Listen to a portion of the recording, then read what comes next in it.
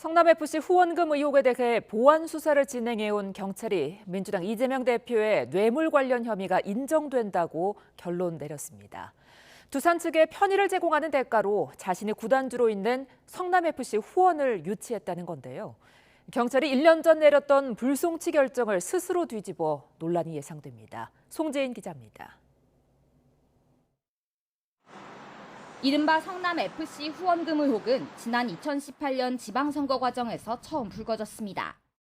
이 대표가 성남시장이자 프로축구 성남FC 구단주이던 시절 관내 기업들로부터 후원금을 유치하는 대가로 건축 인허가 등 편의를 제공했다는 의혹입니다. 당시 야권의 고발로 수사에 착수한 경찰은 3년 3개월 만에 무혐의 처분을 내렸습니다.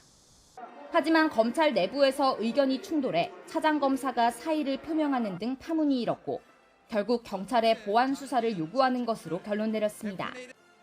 이후 사건을 다시 넘겨받은 경찰은 1년 전 내린 무혐의 결론을 뒤집고 이 대표의 혐의가 인정된다고 판단했습니다.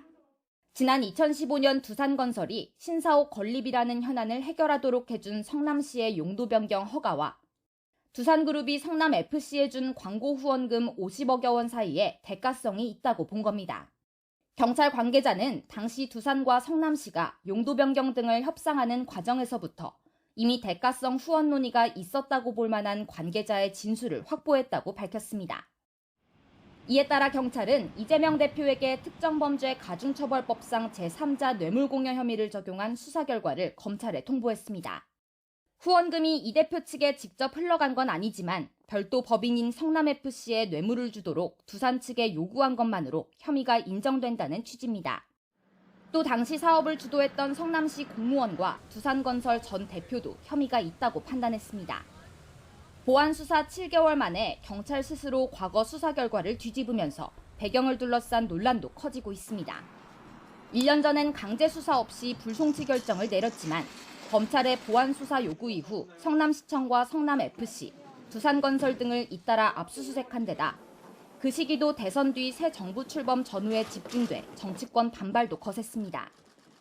애초 경기 분당경찰서가 불송치했던 수사를 상급기관인 경기 남부경찰청이 넘겨받은 뒤 최종 결론을 뒤집으면서 초기 부실 수사 논란도 불가피합니다. 특히 경찰은 보완 수사 과정에서 이 대표에 대한 소환 조사나 서면 조사 요청도 없이 1년 전과 정반대되는 결론을 내려 수사 결과를 둘러싼 파장이 적지 않을 전망입니다. YTN 송재인입니다.